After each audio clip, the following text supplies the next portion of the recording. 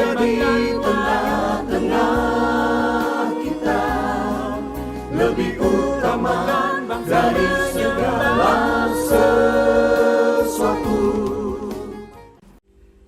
Supaya aku dapat melihat. Tanya Yesus kepadanya, "Apa yang kau kehendaki supaya aku perbuat bagimu?" Jawab orang buta itu, "Rabuni, supaya aku dapat melihat." Markus 10 ayat 51. Sahabat Iktus yang dikasihi Tuhan, jika Yesus bertanya kepada kita, "Apa yang kau kehendaki supaya aku perbuat bagimu?" Maka apa yang menjadi jawaban kita? Seorang yang buta ingin melihat, seorang yang sedih menginginkan penghiburan, atau inginkan hikmat untuk menjadi pemimpin yang baik. Lalu selanjutnya, apa yang saya pikirkan tentang Yesus? Akankah saya mempercayai Dia sepenuhnya dan datang padanya untuk memperoleh jawaban atas permintaan saya? Bartimeus, anak Timeus, adalah seorang pengemis buta yang disembuhkan oleh Yesus. Namun perjuangannya tidaklah mudah untuk bisa bertemu dan disembuhkan oleh Yesus. Sebab pada waktu itu, orang banyak berbondong-bondong datang untuk bisa berjumpa dengan Dia. Bagaimana perjuangan seorang buta hingga ia bukan hanya dapat melihat, tetapi memiliki iman yang menyelamatkan. Beberapa hal ini dapat kita pelajari dari Bartimeus. 1. Memilih untuk mendengarkan tentang Yesus. Ketika mendengar bahwa rombongan Yesus melewati tempat dia duduk mengemis, dia tidak mau melewatkan kesempatan itu sedikit pun. Ayat 47. Mungkin sebelumnya ia telah mendengar berita tentang mujizat-mujizat yang Yesus lakukan. Siapa tahu itulah saatnya bagi dia untuk mengalami mujizat Yesus. Lalu berteriaklah dia memanggil-manggil Yesus. Perhatikan, ada banyak hal yang ia dengar, tetapi pendengarannya diarahkan pada berita tentang Yesus. Ia berseru kepada Tuhan Yesus, memohon belas kasihan. "Yesus, anak Daud, kasihanilah aku." Istilah anak Daud sering digaungkan di kalangan Yahudi mengenai Mesias yang telah dijanjikan, yang tentang dia telah dinubuatkan bahwa ketika ia datang untuk menyelamatkan kita, mata orang-orang buta akan dicelikan. Yesaya 35 ayat 5. Entah siapa yang menyampaikan kitab suci kepadanya, namun yang jelas, ia sungguh-sungguh mendengar dan semua itu mempengaruhi tindakannya. 2. Memilih untuk percaya pada Yesus. Dia tak menghiraukan orang-orang yang menyuruh dia diam. Ayat 48. Bahkan Bartimeus memilih untuk lebih keras memanggil Yesus dengan sebutan anak Daud. Sebutan ini memperdengarkan pengharapan mesianik. Mungkin ungkapan Bartimeus bernuansa politis, tetapi melalui peristiwa ini, Yesus menyatakan kemesiasannya. Harapan Bartimeus dilandasi kepercayaannya bahwa kerinduannya untuk melihat dapat tergenapi. Dalam ayat 52, Yesus berkata kepadanya, "Imanmu telah menyelamatkan engkau." Dari Bartimeus kita belajar tentang iman yang benar, yaitu iman yang diarahkan kepada anak Daud, Mesias yang dijanjikan Allah.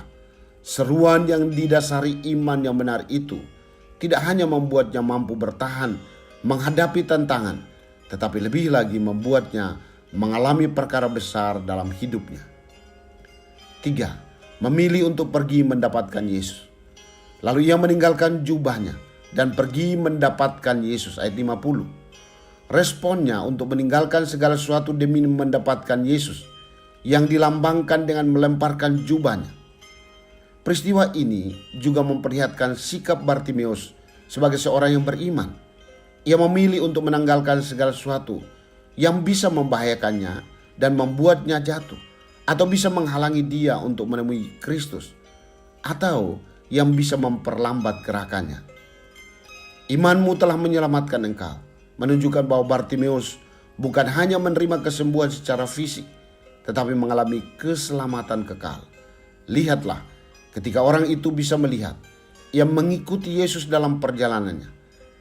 Tidaklah cukup untuk hanya datang kepada Kristus untuk mendapatkan kesembuhan rohani, tetapi ketika seorang disembuhkan, ia harus tetap mengikut dia supaya ia dapat memuliakan Tuhan dan menerima petunjuk darinya.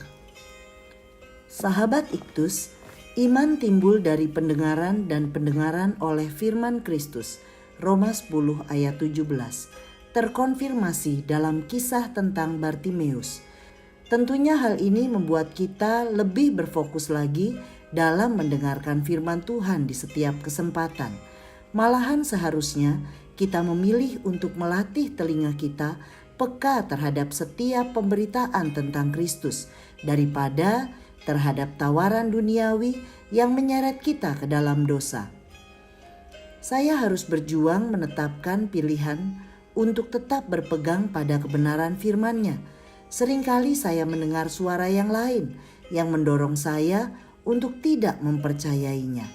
Karena itu tekad saya adalah tetap percaya pada Yesus Kristus, karena tidak ada yang mustahil baginya.